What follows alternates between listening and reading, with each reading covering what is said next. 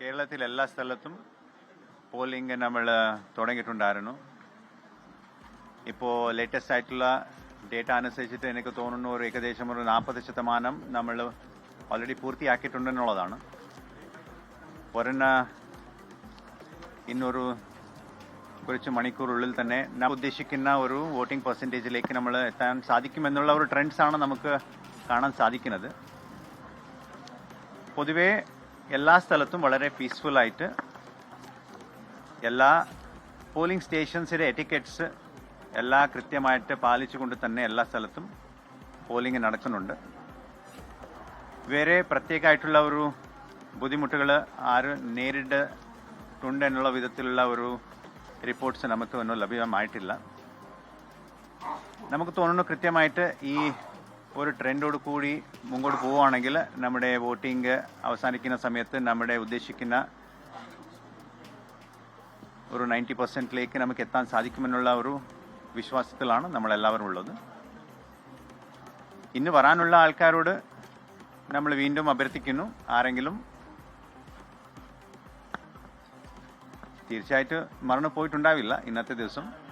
പക്ഷേ എന്തായാലും നമ്മൾ എല്ലാവരെയും ഓർമ്മപ്പെടുത്താൻ ആഗ്രഹിക്കുന്നു, കൃത്യമായിട്ട് വോട്ട് ഇന്ന് രേഖപ്പെടുത്തിയിട്ടില്ലെങ്കിൽ താങ്കളുടെ വോട്ട് രേഖപ്പെടുത്താനുള്ള ഒരു സുവർണ അവകാശമാണ് ഇന്ന്.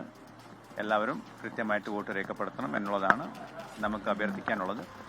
ഇനി പോളിംഗ് സ്റ്റേഷനിലെ നമുക്ക് കുറേ ഫസ്റ്റ് ടൈം വോട്ടേഴ്സിന് കാണാൻ കൂടി ഒരു അവസരം ലഭ്യമായിട്ടുണ്ട്. പിന്നെ നമ്മുടെ ഒരു ജനാധിപത്യത്തിലെ ആദ്യത്തെ വോട്ട് ഒരു മധുരമായി ഉണ്ടാവണം എന്നുള്ള ഒരു ഉദ്ദേശത്തോടു കൂടിയാണ് നമ്മളൊരു ഇൻസെൻറ്റീവ് എന്നുള്ള വിധത്തിലെ ഒരു ഫസ്റ്റ് ടൈം വോട്ടേഴ്സിന് ഒരു ഹൽവ വിതരണം ചെയ്യണം എന്നുള്ള ഒരു ആഗ്രഹം നമുക്ക് വന്നിട്ടുണ്ടായിട്ടുള്ളത്.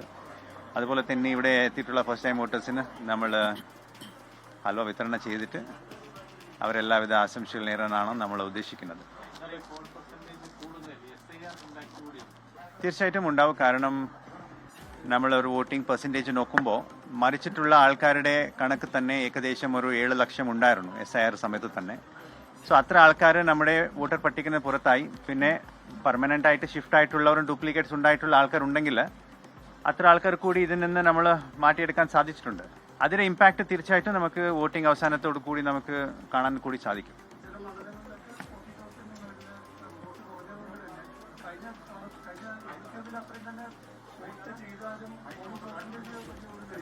ഇല്ല, നമ്മുടെ വളരെ ട്രാൻസ്പെറൻ്റ് ആയിട്ടുള്ള പ്രോസസ്സ് ആയിരുന്നു. നമ്മുടെ SIRയുടെ ഭാഗമായിട്ട് ഡ്രാഫ്റ്റ് ലിസ്റ്റ് പബ്ലിഷ് ചെയ്തിട്ട് ക്ലെയിംസ് ആൻഡ് ഒബ്ജക്ഷൻ സമയത്ത് ആൾക്കാർക്ക് അതിനെക്കുറിച്ച് പരാമർശം ഉണ്ടാക്കാനുള്ള ഒരു അവസരം ഉണ്ടായിരുന്നു. ഫൈനൽ ലിസ്റ്റ് നമ്മൾ പബ്ലിഷ് ചെയ്തു. അത് കാണിട്ടും എല്ലാ ജനങ്ങൾക്കും പൊളിറ്റിക്കൽ പാർട്ടീസിനും ആ ഇലക്ട്രൽ റോളിയുടെ ഒരു സ്ക്രൂട്ടിനി അവരുടെ മുൻപാണ് എല്ലാം നടന്നിട്ടുള്ളത്. സോ കൃത്യമായിട്ട് SIR നടന്നിട്ടുള്ള ഒരു പശ്ചാത്തലത്തിൽ നമുക്ക് എല്ലാ സ്ഥലത്തും കൃത്യമായിട്ട് വോട്ടർ പട്ടിക ഉണ്ടായിട്ടുണ്ട്. ഇപ്പോൾ വോട്ടർ പട്ടികയിലുള്ള ആൾ കൃത്യമായിട്ട് വന്നിട്ട് വോട്ട് ചെയ്യുവാണെങ്കിൽ നമുക്ക് അതിൻ്റെ ഒരു ഫലം നമുക്ക് ഇന്ന് വൈകുന്നേരത്തോടൊക്കെ നമുക്ക് കാണാൻ സാധിക്കും. പല പോളിംഗ് സ്റ്റേഷനുകളിൽ വോട്ടിംഗ് മെഷീൻ കംപ്ലൈന്റ് റിപ്പോർട്ട് ചെയ്യപ്പെട്ടിരുന്നു. അതേ തുടർന്ന് കൃത്യസമയത്ത് 7 മണിക്ക് തന്നെ വോട്ടെടുപ്പ് പോളിംഗ് ആരംഭിക്കാൻ സാധിച്ചിരുന്നില്ല. അങ്ങനെയുള്ള ഇടങ്ങളിലൊക്കെ ഇപ്പോൾ വൈകുന്നേരം തിരക്ക് വർദ്ധിക്കുകയാണെങ്കിൽ ആ രീതിയിലുള്ള തുടർ നടപടികളുണ്ടാവും? ഇല്ല, നമുക്ക് രാവിലെ വന്ന ഇൻഫർമേഷൻ അനുസരിച്ചിട്ട് 2 പോളിംഗ് സ്റ്റേഷനിൽ മാത്രമാണ് ഇങ്ങനെ ഒരു പ്രയാസം വന്നതായിട്ട് നമ്മൾ മനസ്സിലാക്കിയിട്ടുള്ളത്. അത് ഇമ്മീഡിയറ്റ് ആയിട്ട് ഒരു അരമണിക്കൂറുള്ളിൽ തന്നെ അവിടെ എല്ലാ പോളിംഗ് സ്റ്റാർട്ടായി. ഇപ്പോൾ കമ്മീഷണറുടെ നിർദ്ദേശം അനുസരിച്ചിട്ട് മാക്സിമം നമ്പർ ഓഫ് എലക്ടേഴ്സ് ഒരു പോളിംഗ് സ്റ്റേഷനിൽ 1200 പേർ മാത്രമാണ് വേണ്ടത്. സോ അങ്ങനെ നമ്മുടെ ആവറേജ് എടുക്കുവാണെങ്കിൽ നമ്മുടെ കേരളത്തിലെ ആവറേജ് വോട്ടേഴ്സ് എന്ന് പറയുന്നത് 885 ആണ്, 885. സോ അത്ര ആൾക്കാർ കൃത്യമായിട്ട് വോട്ട് രേഖപ്പെടുത്തിയിട്ട് പോകാൻ സാധിക്കുമെന്ന് തോന്നുന്നു. ഉള്ള ആൾക്കാർക്ക് അത് നമ്മുടെ നിലവിലുള്ള സംവിധാനം അനുസരിച്ചിട്ട് അവർക്ക് ഒരു ടോക്കൺ കൊടുക്കാൻ നിർബന്ധമാണ്. മുഖ്യ തെരഞ്ഞെടുപ്പ് ഓഫീസർ യതിൻ യു ഖേൽക്കർ മാധ്യമങ്ങളെ കാണുകയായിരുന്നു. അവിടെ കന്നി വോട്ടേഴ്സ് അവരെ നേരിൽ കാണാനും അവർക്ക് അലുവ വിതരണം ചെയ്യാനും വന്നതാണ്. അതോടൊപ്പം തന്നെ നിലവിലെ പോളിംഗ് എങ്ങനെ പോകുന്നു എന്ന കാര്യം കൂടി വിശദീകരിക്കുകയായിരുന്നു രത്തൻ യു ഖേൽക്കർ.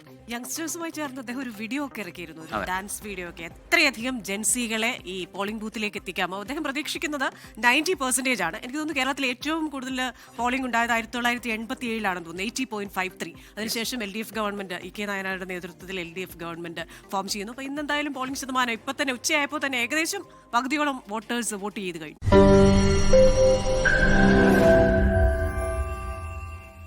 ലോകത്തെവിടെയായാലും ഏത് സമയത്തും 24 വാർത്തകളും ഓഗ്മെന്റഡ് റിയാലിറ്റി പാക്കേജുകളും എക്സ്പ്ലെയിനറുകളും വിശദമായി കാണാൻ ഞങ്ങളുടെ യൂട്യൂബ് ചാനൽ നിങ്ങൾക്ക് സബ്സ്ക്രൈബ് ചെയ്യാം.